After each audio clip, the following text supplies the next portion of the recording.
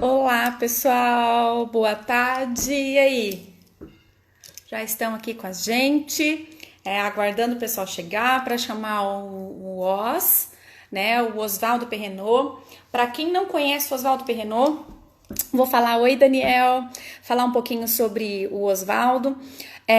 O Oz é Lighting Designer, ele é brasileiro, né? Mas atualmente, acho que já tem uns 2 anos que o Oz foi estudar na Itália e acabou ficando por lá. Ele já ia com bastante frequência estudar sobre luz na Itália.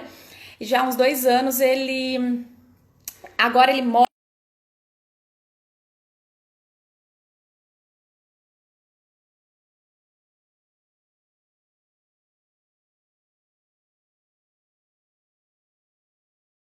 em Holanda. Boa tarde, Rosângela. E o Oswaldo, ele ficou bem conhecido,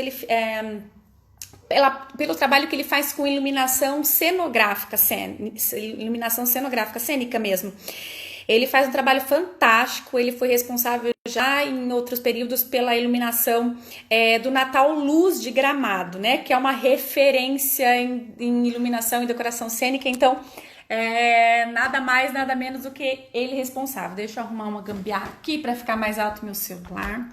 Então, e o Oz fala sobre luz com uma paixão fantástica. Eu sou fã dele como profissional e como pessoa. Ele é um querido. E a gente se conheceu em função de trabalho e acabamos virando amigos. A gente troca bastante informação. E a hora que eu convidei para fazer essa live, ele topou. Vocês, para quem não conhece, vai conhecer. Eu tenho que ter bastante gente que apareceu por aqui, porque já o conhece, veio em função para ele. Aí eu falei que conheci ele pela aula de pós, não. Eu depois eu convidei para aula de pós, mas eu conheci numa vinda dele para uma palestra presencial que ele fez aqui na Unicesumar em Maringá.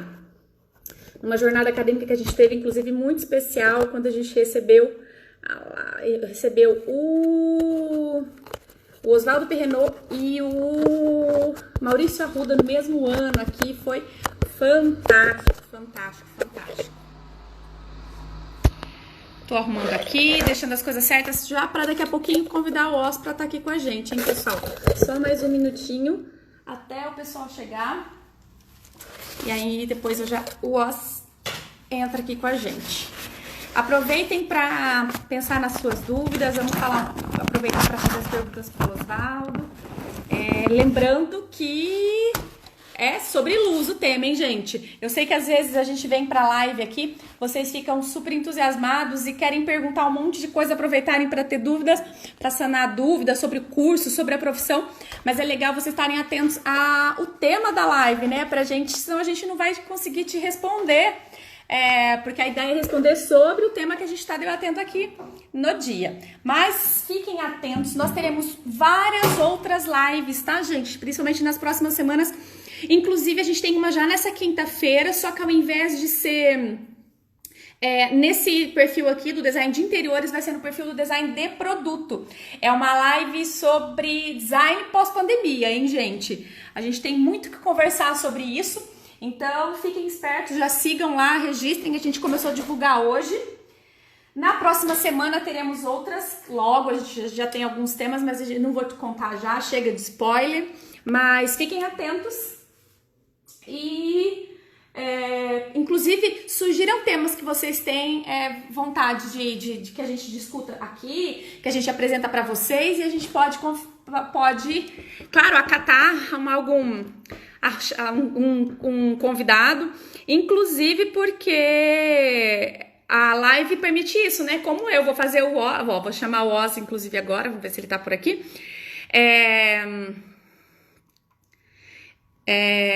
A live permite isso.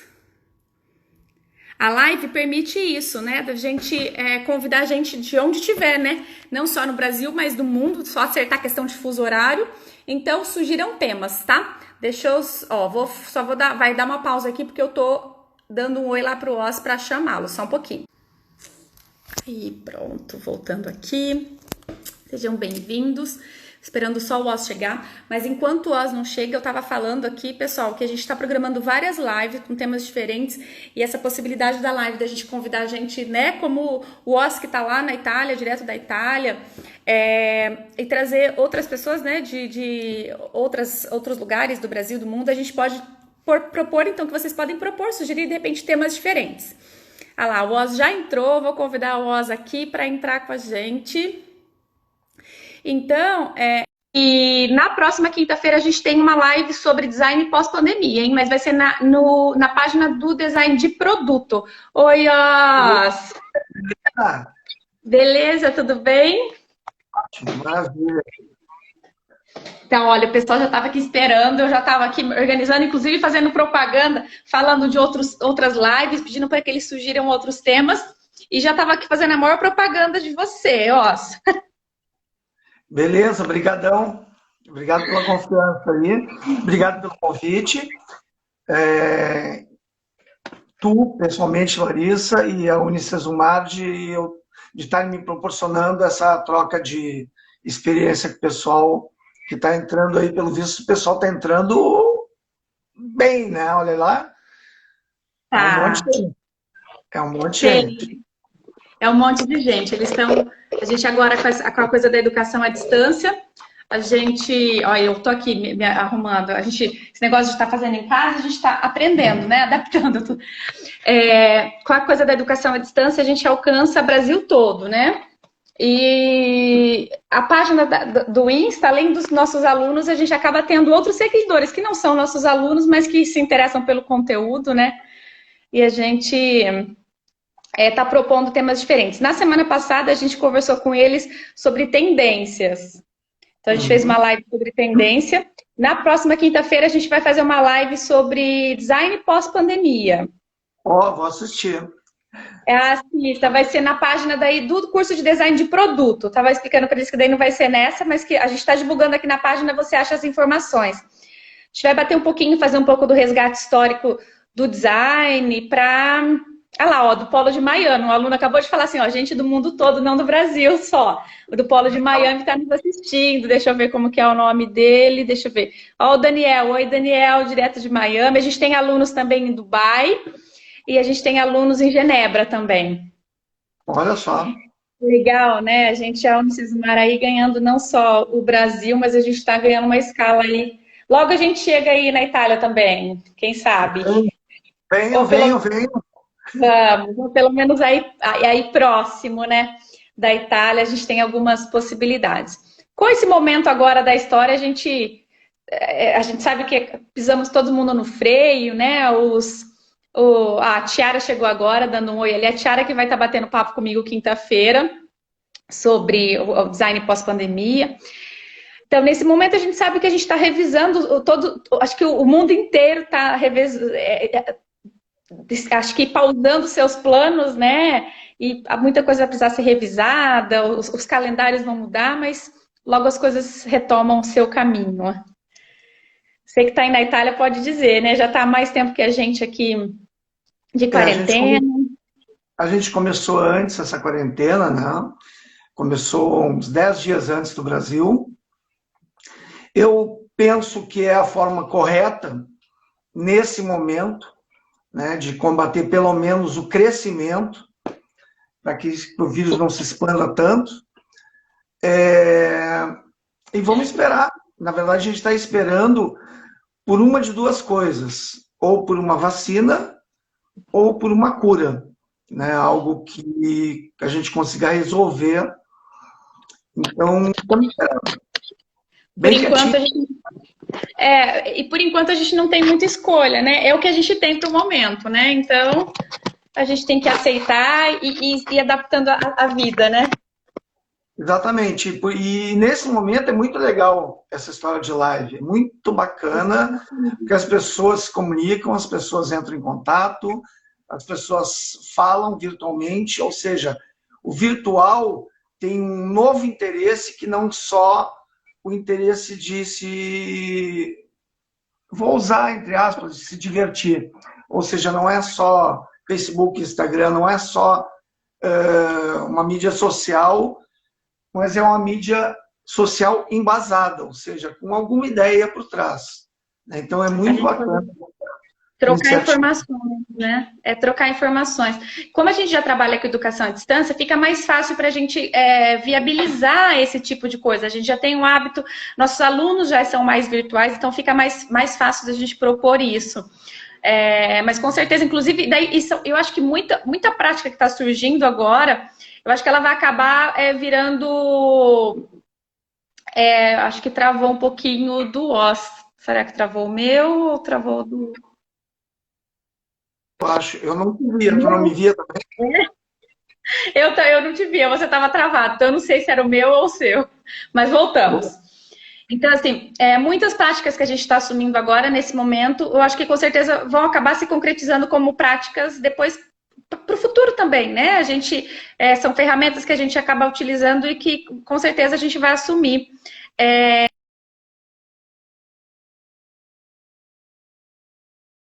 Live, ó, mesmo você estando aí, agora... Oi? Não, tudo bem. Você estando aí na Itália, a gente pode estar mais próximo, ó, porque a live proporciona isso, né? Com certeza, com E certeza. daí... Então, e aí eu te convidei aqui para falar sobre a coisa que você fala com muita propriedade, né, Ossa? Luz. Falar com as Pernod é falar sobre luz. Exatamente. Eu não sei nem por onde começar. Eu não sei se eu começo esperando perguntas, eu não sei se eu começo falando já diretamente. O que eu tenho para dizer sobre luz... Pode dizer, não, eu já ia te perguntar. Luz não é tudo, mas é 100%. Luz não é tudo, mas é 100%? Isso Entendi. Isso com certeza. Entendi. Então, luz... ó, Luz é tudo. O pessoal está confirmando. Viu? Viu? Eles estão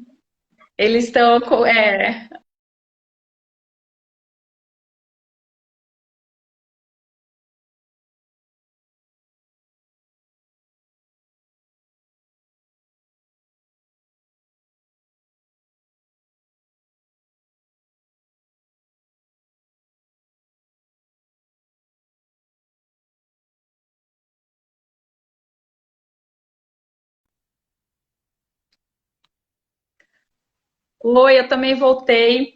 Desculpa, é que a gente. Eu até desativei aqui meu Wi-Fi, acho que minha Wi-Fi tá um pouco ruim o sinal aqui, mas já desativei, vou usar o 3G aqui. Você foi para a Itália para estudar sobre luz? Na verdade, eu vim para estudar sobre cor. Eu vim fazer um mestrado sobre cor, chamado Color Design and Technology. Porque eu sempre gostei de luz, e dentro da luz, a área que eu mais curti era a cor. Porque estão intrinsecamente ligados, luz e cor. A boa notícia é que eu vou dar aula agora no Politécnico. Vou dar uma aula no curso no qual me formei, no mestrado, no qual me formei. Eu fico muito feliz. Para mim é como se fosse amanhã, porque eu já estou preparando. Embora seja em junho. Na verdade, quando eu comecei agora a falar que luz não é tudo, mas é 100%, a história toda é a seguinte: tudo que a gente faz na vida tem que ter um objetivo. Ou seja, tudo tem que ter um porquê. E esse porquê implica num porquê, num para quem e num como.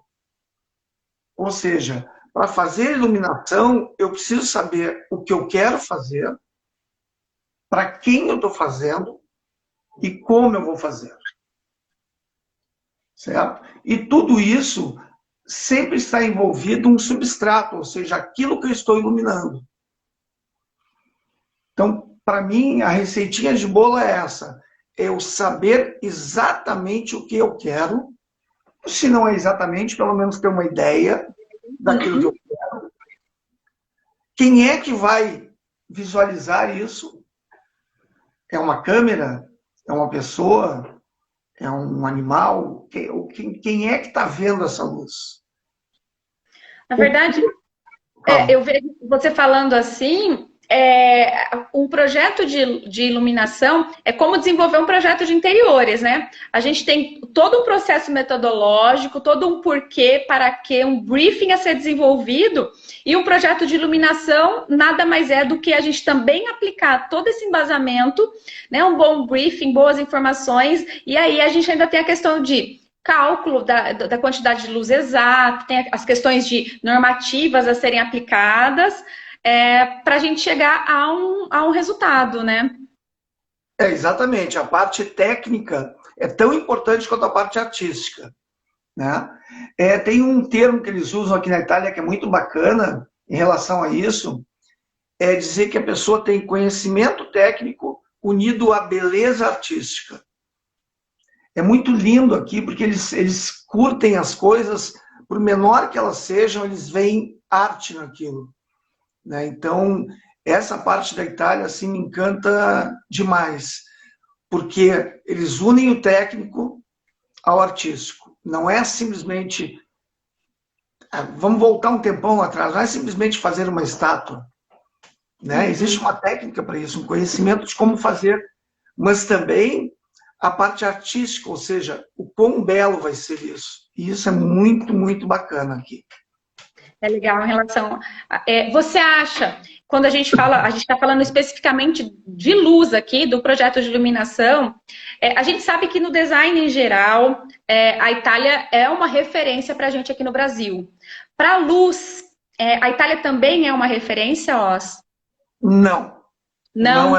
Não é uma referência. Na verdade, a iluminação de espetáculos aqui, de óperas, espetáculos de grande porte, é bacana. Mas a referência em termos de luz são mais os alemães, né? Uma coisa mais quadrada. Em termos arquiteturais, eles são muito mais específicos, calculam muito mais. Em termos de arte, de obras de arte, eles usam esse quadradismo, digamos, para se relacionar artisticamente com a obra. Os americanos são excelentes. Sério? Nossa, eu não sabia dessa informação, eu não sabia que os americanos eram bons em luz. Você vê como que a gente, às vezes a gente não sabe onde buscar referência, né? Então é um caminho. São muito bons também. Não que os italianos sejam ruins, não é? Vejam bem isso. Não, com certeza. Tem muita competência. Os franceses também têm muita competência. Bacana. Então, claro que a gente fala disso, e quando a gente fala, a gente tem muito pouco conhecimento, por exemplo, da iluminação japonesa, digamos, né? Como é a iluminação japonesa? Ou seja, no momento em que nós entramos em contato com outras culturas, a gente tem que ir a fundo nessas culturas para conhecer mais. Eu não posso hoje daqui julgar a iluminação japonesa, eu não sei exatamente como funciona. Claro. Tem alguém... Vou aproveitar que o pessoal já está comentando alguma coisa. Deixa eu pegar aqui o último que fez. Ele comentou assim, eu não sei como que é o nome, mas é o seguinte: o uso da iluminação é mais indireta nesses países, e o que acho bem aconchegante. Acho legal essa colocação, porque eu estava observando, acho que ontem, antes de ontem, assistindo um filme, e eu vi realmente isso, né? A pessoa chegou no quarto, ela entrou em casa e acendeu acende abajures, não luz central, né? E eu comecei a pensar, você vê como que a gente às vezes não observa, né? Eu comecei a observar e falei assim, gente, não é mesmo que a gente chega em hotéis na Europa, muitos não têm a iluminação central como no Brasil, porque no Brasil a gente tem um hábito assim, luz pra gente é o quê? É uma luz no centro do ambiente, e depois a gente até usa o foco, mas às vezes embutida aquela bem... E aí eu comecei a pensar, gente, na Europa é muito comum a gente não ter iluminação central e ter só luzes indiretas ou direcionada para foco, né? No lado da cabeceira, se usa muito abajur, né? Eles usam muito abajur de chão, de piso, e que a gente não tem tanto hábito aqui. Eu falei assim, gente, eles têm um conceito diferente de uso de luz, então essa colocação é legal. Você concorda com isso? O que você observa? Eu concordo totalmente. E é difícil da gente se livrar, digamos, dessa luz central que faz, às vezes, de sol. É como se a gente pegasse na rua, vamos botar o sol. Onde é que a gente põe aqui dentro? Bota no meio, que é o lugar que ilumina mais o ambiente todo de uma forma simétrica. E é difícil da gente fugir disso, né? Mas pode acreditar que a luz é muito mais bonita sem essa luz central. Tem a luz central. E aí a gente pode fugir disso, né? E daí, como profissionais, como pessoas do design, você acha que a gente pode se desligar disso, buscar alternativas para a luz central básica? Tudo diz respeito ao objetivo. Se o meu objetivo é iluminar a sala de forma simétrica, a sala ou o ambiente de uma forma simétrica, o ideal é botar uma luz central. Se eu quero iluminar tudo mais ou menos com a mesma iluminação. Certo? Se o objetivo é iluminar com pontos focais, dando destaques, essa luz central ela pode ser um complemento, dependendo da intensidade dela. Então, tudo é uma questão do teu objetivo final e como é que a gente quer que as pessoas, os usuários desse ambiente, vejam ele, percebam esse ambiente. Legal, legal. Aí, ó, tenho outras três perguntas, mas eu vou pegar uma aqui primeiro, que eu acho que tem a ver com isso. Aqui, ó. A Luciana comentou assim: iluminação nunca é demais ou sim, tem que dosar? Eu teria a minha resposta, mas eu quero ver o que você teria para falar justamente sobre isso. Iluminação nunca é demais. Eu posso chegar e colocar, então, uma luz central e encher de luz ou colocar vários pontos de luz? Como funciona isso? Ó. Boa pergunta, Luciana, muito boa. É o seguinte, se tu tiver objetivo, vou voltar de novo para o objetivo, e esse objetivo está ligado sempre a um conceito, a uma ideia. Se tu tiveres um objetivo, tu pode colocar quanta luz tu quiser, se esse for o teu objetivo. O meu objetivo é que isso aqui fique mais que um dia. Por quê? Não sei. Tu pode colocar quanta luz tu quiser, mas tu vai ter consumo de energia, tu vai ter uma despesa inicial muito maior, ou seja, eu preciso equilibrar esse gasto que eu vou ter com a iluminação, tanto antes quanto depois de consumo, com os meus objetivos. Por exemplo, um estádio de esporte precisa de 2.000 lumens, pelo menos. 2.000, desculpa, pelo menos. Isso é uma questão... Eu estou caindo ou não? Não. Eu que estava aqui. Isso é uma questão técnica para as câmeras. Então, eu preciso ter isso. Certo? Então, o problema é quando a pessoa, ou o projetista, ou quem está fazendo a iluminação, não sabe exatamente o que quer, e por não saber o que quer, põe milhões de opções para depois se salvar. Isso eu quero dizer o seguinte: o cara põe uma luz central, vamos botar um abajur, vamos botar um pendente, vamos botar umas dicróicas, vamos botar vamos botar de tudo, para depois eu tentar resolver o meu problema que eu não resolvi projetualmente antes. A tua resposta seria essa ou tu teria outra? Eu acho que seria mais ou menos isso, mas eu dizer assim, para que a gente vai... Não existe limite da iluminação, se na verdade o excesso ele também vai ficar desconfortável, né? Acho que em algum momento a gente gostaria de ter uma iluminação que fosse desconfortável. Acho que não, com certeza não. Porque em algum momento o excesso ele vai ficar ruim, ele vai ofuscar, ele vai ser demais, ele vai incomodar o olhar, você vai querer, a não ser que seja um ambiente que você não quer que as pessoas fiquem muito tempo, né? Por exemplo, você comentou do estádio, mas no caso do estádio, a luz é voltada, ela não bate nos olhos de ninguém, né? Não, às vezes os jogadores, mas em geral nos estádios atuais, não. Ela não vai... exatamente, então assim, ela não vai, e é um excesso na luz porque ela tem, também a gente está falando de uma área muito grande que normalmente é aberta, né, é uma outra questão. E deixa eu ver aqui, tem uma outra pergunta que eu achei que era bacana. Daí a pessoa falando sobre isso, a gente está falando sobre essa questão de afetar, do excesso de luz, de iluminação, afetar, então, o olhar, incomodar fisicamente falando, né? Porque daí o excesso de luz pode causar dor de cabeça, né? Vai causar... Eu, por exemplo, tenho fotofobia. E é uma coisa comum para quem tem olhos mais claros. Então, o excesso de iluminação incomoda muito, né? Dá dor de cabeça, incomoda a visão. E ela afeta a visão com o tempo. Então, a gente sabe que daí esses são efeitos físicos que o excesso de luz, ou a falta de luz, né? Uma luz inadequada, vamos usar assim, uma luz inadequada pode causar. E aí, a Bia perguntou assim, como a luz afeta o campo psicológico do indivíduo? Aí eu não vou colocar assim exatamente essa pergunta, eu vou colocar assim, a gente está falando dos efeitos físicos da luz, mas a gente tem os efeitos de sensações que são psicológicas ou são até inconscientes que a luz causa, certo? Certo. O primeiro deles e o mais notável é o ritmo circadiano, ou seja, durante o dia nós estamos acostumados a começar com uma luz baixa, mais quente, ela ficar mais fria no meio-dia e depois esquentar de novo. E já existem ambientes em que isso está sendo feito via computação, evidentemente, via integração, que a luz interna ela acompanha o ritmo da luz externa. Para trazer esse sentimento mesmo. Esse sentimento de tu estar num dia e quando chegar a tardezinha começa a escurecer, bom, é hora de ir embora. Por quê? Porque está escurecendo, que é o normal do ser humano. Né? A pergunta lá atrás da Luciana, eu entendi mais como intensidade luminosa, como intensidade de luz também. A intensidade de luz depende da direção da luz também.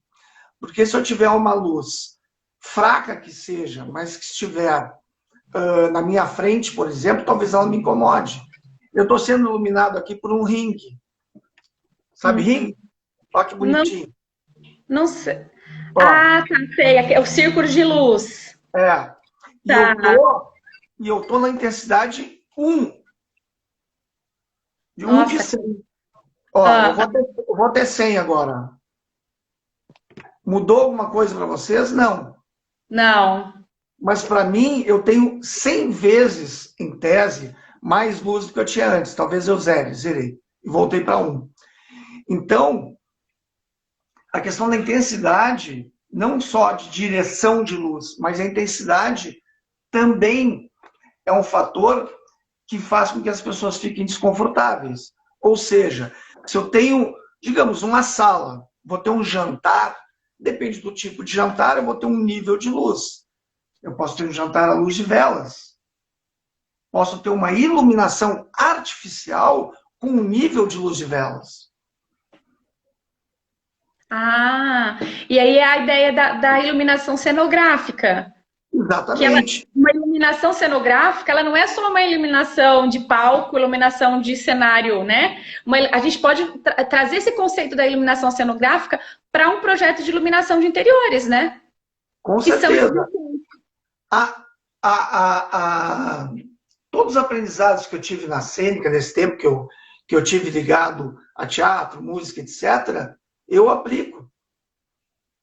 Quer dizer, não aplico todos, mas eu aplico. E é uma visão diferente de mundo. Eu tenho que entrar no elevador e tenho que perceber como é que é a luz do elevador. Eu também não posso ficar 24 horas por dia pensando em luz, enlouquecidamente, mas eu tenho que dedicar parte do meu dia a perceber a luz que me envolve. Né? A perceber as características da luz. Esse ringue que está me iluminando, por exemplo, se eu aproximar minha mão de ti, ela vai ficar muito mais clara do que eu. Sim, realmente. Porque ela está muito mais próxima da luz. Então, a luz, ela varia, a cada vez que tu dobra a distância, ela tem 1/4 de luz. Ou seja, se eu tenho 1000, no dobro da distância eu vou ter 250, só 1/4 da luz. Ou seja, ela cai muito drasticamente com a distância. Por que eu falei isso? Qual foi a pergunta mesmo? A gente estava falando lá sobre a intensidade, sobre a relação com luz, e daí você falou de você usar a cenografia, a sua experiência, né, no cenográfico para projetos de iluminação, e daí você foi falando de projeto, é isso mesmo. Essa é a ideia mesmo, essa é a ideia mesmo. E você acha que as pessoas, que hoje a gente passa por Inclusive, é uma das coisas que a gente vai conversar na live de quinta-feira sobre como o design, como a gente vai resgatar historicamente, ele sofre mudanças e ele está muito relacionado a grandes movimentos na história, né? E a gente fala que, a gente sabe que o morar a gente é impactado, a gente está passando por um processo que as pessoas estão resgatando as suas essências, querendo casas que tenham elementos, o design emocional, que a gente até falou na live da semana passada sobre tendências sobre design emocional, a gente falou sobre essa questão das pessoas quererem um resgate, falamos sobre biofilia, né, que é um tema que a gente vai trazer paisagismo para as próximas semanas. A luz também, a gente está tendo, você até falou isso da luz central, aparecer o sol, desse negócio da gente ter hoje timers, ter equipamentos que fazem a iluminação parecer uma iluminação natural, como acontece com a luz solar. Você acha que isso é uma tendência, Osa? A gente está querendo trazer na luz também esse resgate do natural, do que vem da natureza. Você acha que isso também é? Com certeza. A neurociência, né, aplicada à iluminação, veio para não ir embora. Por quê? Porque o mais importante é o ser humano. O mais importante é o ser humano, não tenho dúvida nenhuma disso. Uma coisa simples, por exemplo, nos aviões, vocês já viram o teto do avião azul e o teto do avião âmbar? Já. Aquilo ali era uma ideia de deixar o teto da cor externa. Ou seja, a iluminação de noite seria azul. Está amanhecendo, ela vai ficando âmbar, para os passageiros se darem conta que amanheceu. Claro que aqui na Itália e no Brasil também, a gente, em geral, não faz voos que duram a noite toda. Sim, poucas vezes. Mas quando a gente sai daqui para ir para a Europa, é mais comum. Então começou a se usar de uma forma mais, entre aspas, artística, ou seja, usavam meio sem critério, mas a ideia inicial era essa. E você vê, eu já tinha reparado, mas é uma coisa que eu tinha visto a questão, mas eu não tinha feito essa referência, entendido que era essa referência da luz do dia, a luz do amanhecer. Mas inconsciente mesmo, claro, fisicamente, o meu organismo, ele entende isso, né? E ele vai se adaptando à questão da diferença de horário. Claro, por isso a loucura do quarto branco, quando as pessoas entram lá no quarto branco, elas perdem totalmente o referencial de mundo. Não sabem que horas é. Aliás, isso está acontecendo um pouco com nós confinados, né? Porque a gente está dentro de casa, aqui eu tenho uma varanda, eu tenho uma varanda. Por quê? Porque nós vamos para a varanda, eu tomo banho de sol, como eu estou aqui, imagino. Nós tomamos banho de sol e a gente vê o dia passar. Mas existem pessoas que estão confinadas e estão num computador. Ou estão numa TV, elas não estão vendo o dia passar. E isso é importantíssimo para nós. E diferente, para quem não conhece muito da Europa, no Brasil, se a gente fala, principalmente se a gente fala de sul e sudeste, claro que a gente está falando aí de classe média alta, mas assim, a gente tem um sistema bem rígido da construção civil, né? Então, assim, a gente tem, do ponto de vista, a gente quase não encontra construções aqui onde a gente tem, por exemplo, ambiente sem janela, a gente tem o distanciamento entre as construções. Na Europa é muito comum, porque a gente tem coisas que são muito antigas, né? Construções que são antes disso. É muito comum ambientes sem janela, é muito comum construções grudadas uma na outra, falta de ventilação, de iluminação natural. Isso assim, o corredor muito... Então, no dia a dia... Eu acho que as pessoas não se davam muito conta disso, mas agora com o confinamento isso ficou mais claro. Inclusive é isso uma das coisas que a gente vai falar até na quinta-feira sobre isso, do design pós-pandemia, essa relação com os espaços certamente vai mudar. Com certeza, com certeza. Eu queria falar um pouquinho sobre a luz no futuro. Porque assim, durante a maior parte das fases, né, da evolução do ser humano, a luz que ele tinha acesso, ou seja, a iluminação que ele tinha acesso, parecia ser a mais moderna do mundo. Então, quando se tinha o fogo era o mais moderno. A iluminação a gás era o mais moderno. A elétrica, depois, era mais moderna, com a incandescência. Depois, a eletroluminescência, a quimiluminescência, a bioluminescência, e nós não sabemos qual será a luminescência do futuro. O fato é de que o LED que a gente acha hoje, que é a iluminação definitiva, não é. Qual será? Qual será? Não sei. Pode ser a bioluminescência, pode ser a iluminação baseada ou retirada dos animais, né? De animais que emitem luz. Pode ser? Pode. Pode ser a bioluminescência. Pode ser a quimiluminescência, não sei exatamente. Eu costumo, quando dou aula, né? Algumas vezes eu costumo contar a história dos alunos de medicina que estavam saindo de uma aula e um disse para eu, chegou um negócio novo lá no museu. O cara disse, o que é? Bisturi. O que é isso? Lá em 2300. Bisturi, que é isso? É isso, mas não se usa o laser alfa 2025/32? Não. Mas como assim? Para que serve? Os caras cortam. Como assim cortam? Porque vai chegar um momento em que a própria luz, seja o infravermelho, seja o ultravioleta, A, B, C, alguma outra forma de utilização da luz, visível e não visível, vai acontecer. Vai acontecer, ou seja, o LED não é a luz definitiva. Não é, a gente vem coisas diferentes por aí. Eu penso que a gente me cobra lá em 2300, não me cobra.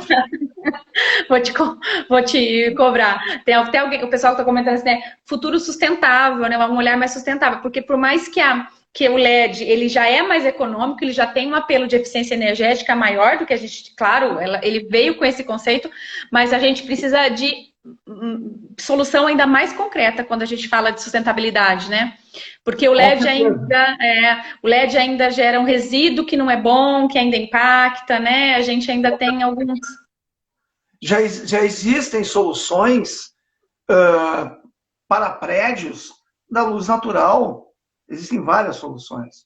Que a luz natural é encanada, entre aspas, com fibra ótica e ela ilumina os ambientes internamente. Uau, que legal isso. Então, nós já temos outras soluções que não somente a iluminação artificial. Isso é de extrema importância. Eu pensei numa coisa agora que tu falou e me esqueci. Alguém me lembra?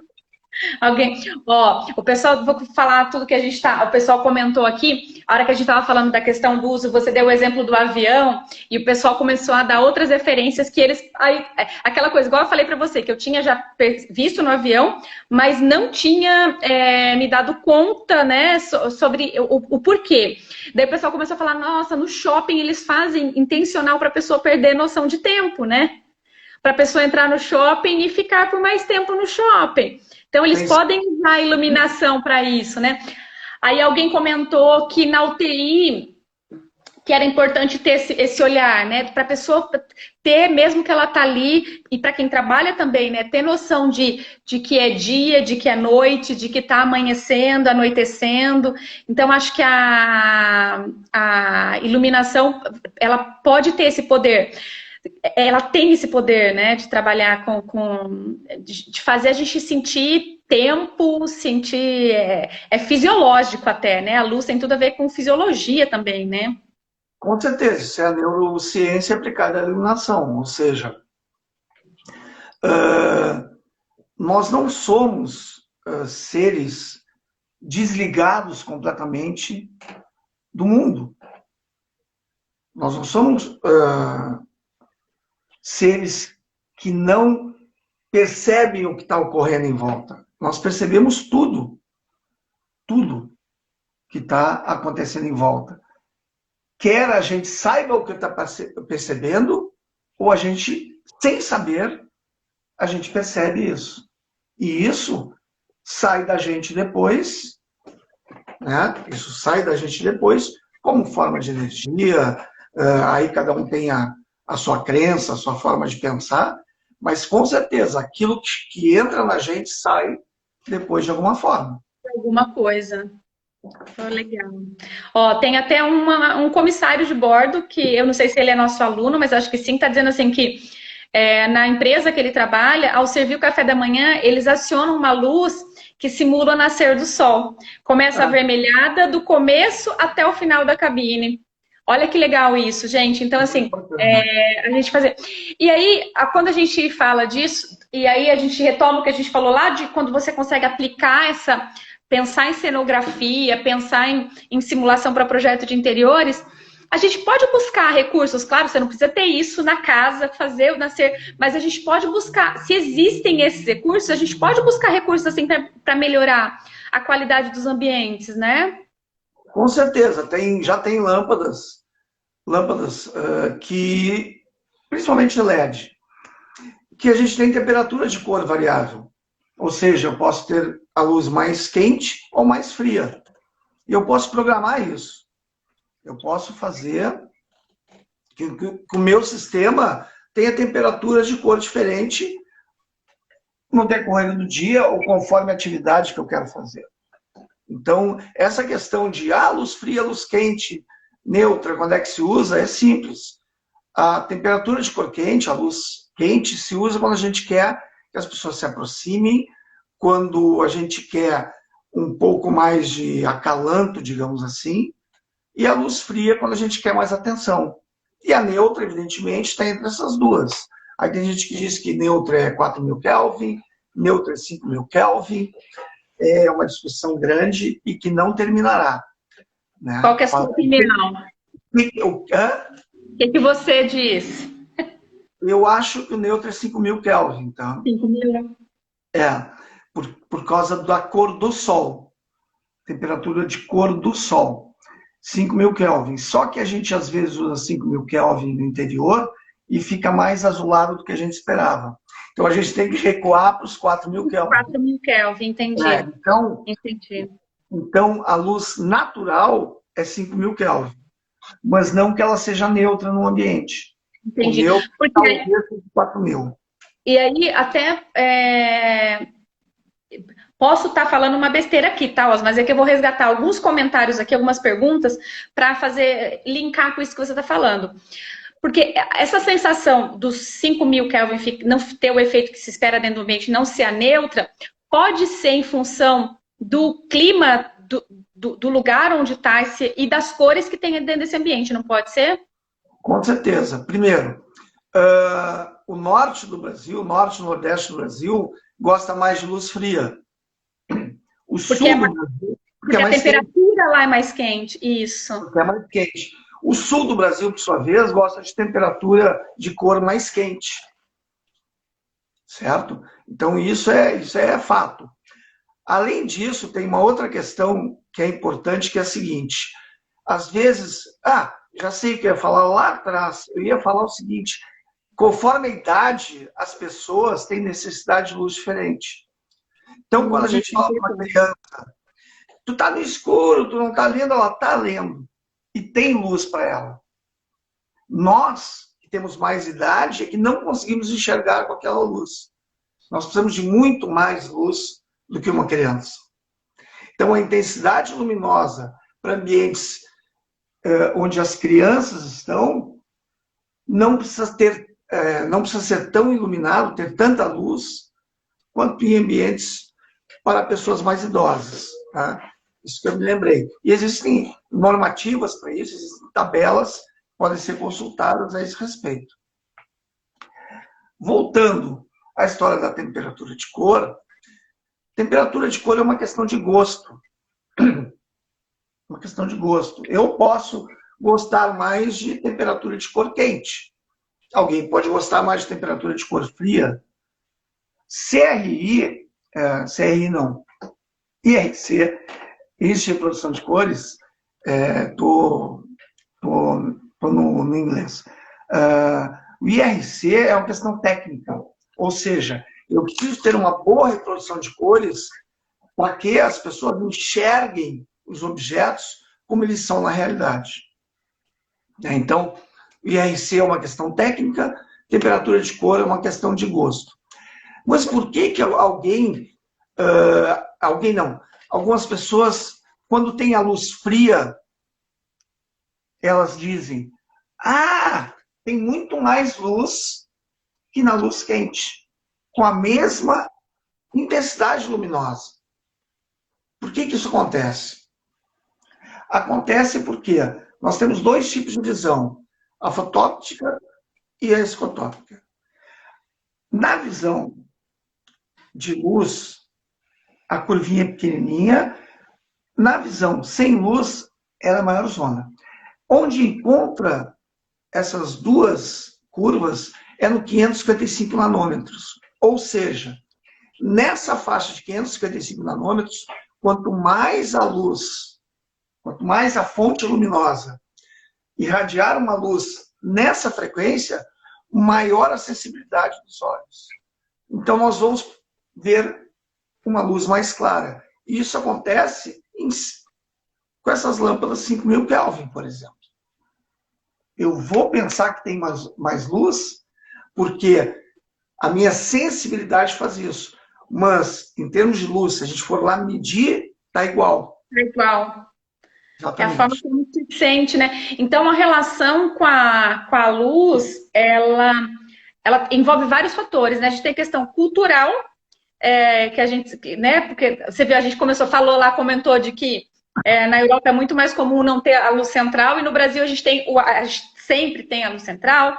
Tem a questão regional, porque influencia na temperatura, como você usou o exemplo, né? Norte, Nordeste, Sul e Sudeste, a gente tem uma relação diferente com temperatura de cor. Aí tem um fator idade, né? Como se percebe a luz. Tem o fator do tipo de visão que a gente tem, então como que a gente sente essa luz. Então, assim, um projeto de iluminação, se a ideia é fazer um projeto realmente adequado, ele envolve muitos fatores, né? Ele é bem mais profundo, né? Eu acho que a gente muitas vezes, eu acho que hoje a gente tem percebido mais, mas a gente às vezes não dá o crédito que merece uma qualidade de um bom projeto de uma solução de iluminação, né? Luz não é tudo, mas é 100%. É 100%. Até perguntaram aqui, ó, sobre... Nós já estamos falando um monte aqui, mas vamos falar. Ó, a Marciane falando aqui, mandando um abração que está com saudade, falando que precisa de você, do Perrenot, em mais uma nova palestra. Com certeza, Opa. assim é que agora a gente não sabe quando que ele veio, porque a gente atrapalhou todos os calendários, mas assim que ele tiver uma data, ele vem, porque ele é professor aqui da pós, que eu coordeno aqui no Sesumar, da pós-presencial. E com certeza a gente vai aproveitar a vinda dele para gravar alguma coisa e para uma palestra presencial. Com certeza ele sabe que ele vem para cá, a gente abusa dele. Eu tenho o privilégio de encontrar o Oz todo ano, porque ele vem para o Brasil, eu arrasto ele aqui para onde Sesumar, a gente dá um jeitinho. Mas,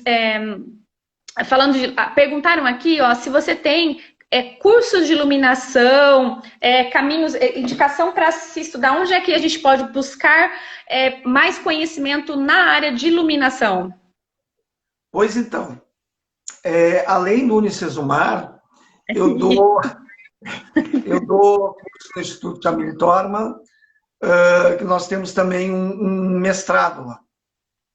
Um mestrado, um master. Na verdade, hoje eu já penso o seguinte: quanto mais a gente souber, quanto mais a gente procurar informação, melhor. Certo? É claro que quando a gente está num curso, como o curso do Unicesumar, por exemplo, a gente tem tudo concentrado. Ou seja, pensado naquilo, foi pensado no aluno. Certo? Mas a gente não pode parar de estudar nunca. Então, aí vem até para a próxima pergunta aí. Você tem indicação de livros para fazer daí no... Posso te passar depois. Pode, Ah, então você me passa, depois eu encaminho para os alunos, tá? Ó, então, pessoal, para quem é aluno, eu vou encaminhar a indicação dos livros. E lembrando que aqui a gente salva para os alunos, recebem o link depois da live para poder assistir depois. Ó, deixa eu te perguntar mais uma coisa, a gente está falando, o pessoal perguntou aqui, você vai dar aula no Politécnico aí na Itália, é isso? De Milano, né? Vou Mas é dar. uma graduação. Não, pós-graduação. É um É uma master. pós-graduação. É um master. Olha aí, ó. Quem sabe a gente não consegue fazer uma parceria lá com o Politécnico da Itália, gente? A gente vai fazer um módulo da Unicesumar lá em Milão. Nem sabe. Quem sabe? Olha aí, a gente vai conversar. Bem abertos. Eles são bem abertos. Então, depois a gente já vai trocar umas figurinhas, ó. A gente vai ter que esperar nesse momento, mas a gente vai conversar sobre isso. Mas eles estão perguntando muito sobre. Você vem. Os outros lugares. No Brasil, você vem em geral. Quando você vem é para cursos na área de. Para disciplina e especialização, né? Não é um curso, né, que você ministra. Não, em geral, eu vou dar uma aula, né? Mas a gente já tinha conversado sobre isso também, que a gente pode fazer aí um curso extra durante a semana, aproveitar minha ida e fazer algo maior, mais experiencial, algo que seja mais prático, digamos assim. Olha aí, pessoal, fica a ideia, então, olha, para quem tiver interesse. Agora a gente não sabe, vamos esperar passar isso para ver quando o Oz vem, porque agora ele mudou tudo o calendário, a agenda dele. Mas assim que ele souber quando vem, normalmente ele me avisa. E aí a gente pode alinhar sobre isso. Pessoal, vieram muitas perguntas assim, específicas sobre um projeto específico, como eu faço cálculo para isso, como eu faço cálculo para aquilo. A gente está falando, não dá para falar específico sobre, né, cada item, a gente está falando sobre um geral, quando a gente fala de iluminação, e ensinando o caminho, inclusive você vê o que o Oz acabou de falar, que é essencial que você tem que estudar tudo. E é uma coisa que eu sempre defendo quando a gente faz projeto de interiores, se a gente trabalha na área, acho que isso se estende à iluminação, que cada cliente, cada projeto vai ser uma situação que vai exigir de você buscar referência, buscar correlatos, né? Nossa, passou um carro barulhento. Buscar as normas que são aplicadas, né? Eu acho que é isso.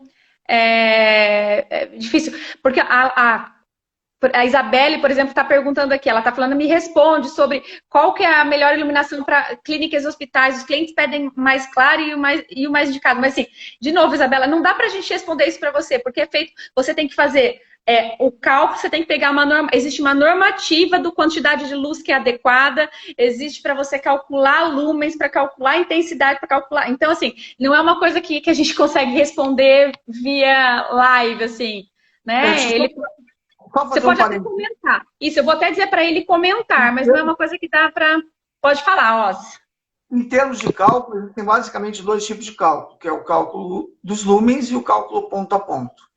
Né? Para calcular essas intensidades em relação às normas vigentes, digamos assim, a norma do local aonde vai ser aplicada. Com relação à criatividade, é uma outra questão. A criatividade é muito mais simples. Mas só de criatividade eu não posso iluminar uma UTI, por exemplo. Não tem como iluminar uma UTI só com criatividade. Eu tenho que ter todas as necessidades normativas a serem seguidas. E aí depende se a gente está falando, por exemplo, mesmo de uma clínica, a sala de espera é uma situação, o consultório de atendimento é outra situação, né? O pessoal está perguntando aqui, deixa eu ver se... qual programa você usa hoje para fazer cálculo? Você usa algum programa específico? Eu já sei, mas... Na verdade, eu trabalho mais com eventos do que com arquitetural. Então, eu uso um programa que chama Capture 2020, que é um programa que simula a iluminação cênica. Né? É um programa que eu uso já há bastante tempo, traduzi para o português ele, sou beta tester do programa, então é o programa que eu uso. Embora eu tenha algum conhecimento de Revit, de Relux, outras coisinhas, outros brinquedinhos, digamos assim, na verdade eu volto a insistir na questão do conceito. Né? Os softwares, eles são adequados aos cálculos luminotécnicos e acredito que a gente tem que usar o software que a gente se dá melhor. Ou seja, aquele que a gente consegue tirar mais suco, espremer mais suco, né? Claro que cada um deles tem cada um deles tem a sua especificidade, ou seja, eu não posso usar, eu posso usar o V-Ray, por exemplo, para fazer determinada coisa, não posso usar para outra. Temos que conhecer vários, mas decide por um.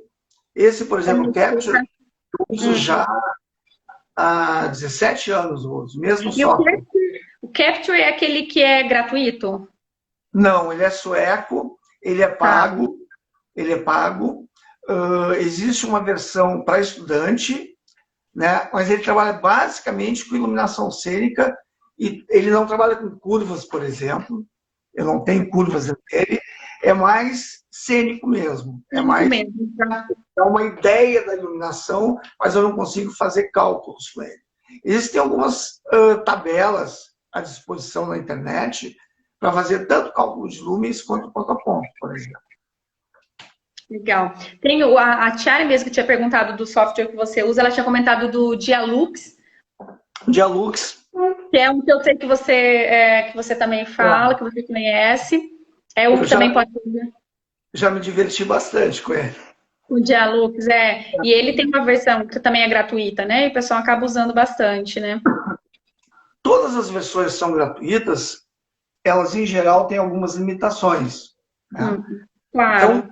Então, quem usa tem que saber até onde ele consegue ir, que nem diz um amigo meu, até onde a gente consegue ir de bicicleta.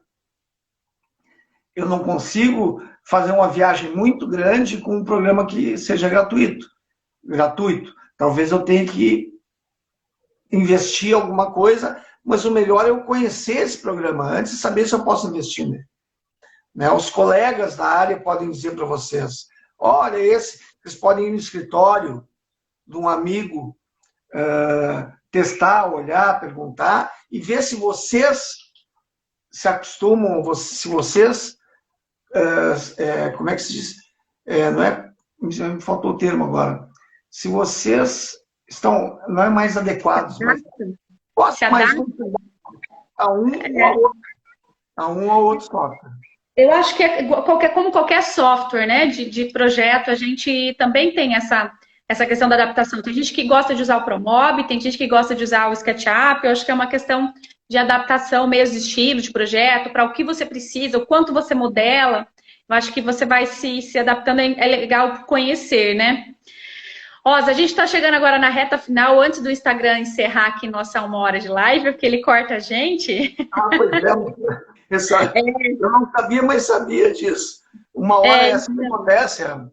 É uma hora e eles cortam a gente, aí eles tiram a gente do ar, daqui a pouco eles começam a sinalizar. Você tem alguma coisa para outro recado, algum convite, alguma coisa que você quer complementar aí? Deixar uma mensagem? Na verdade, primeiro eu queria agradecer a todas as pessoas que estiveram aqui conosco, né? Na medida do possível, depois eu respondo algo que tenha ficado sem resposta ou no ar.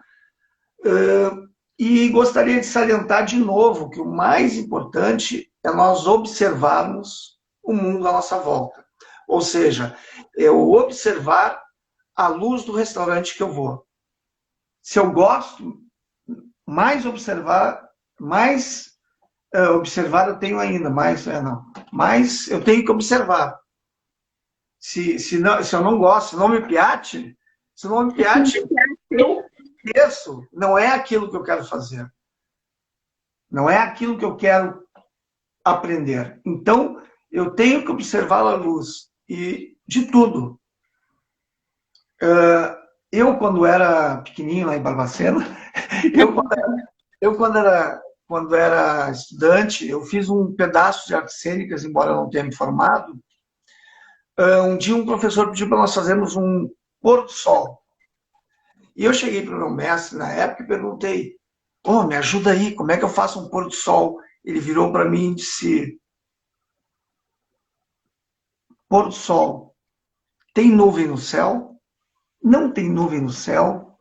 Está nublado? É verão, inverno, primavera, outono? Em que lugar do mundo é esse teu pôr do sol? Já entendi, já entendi.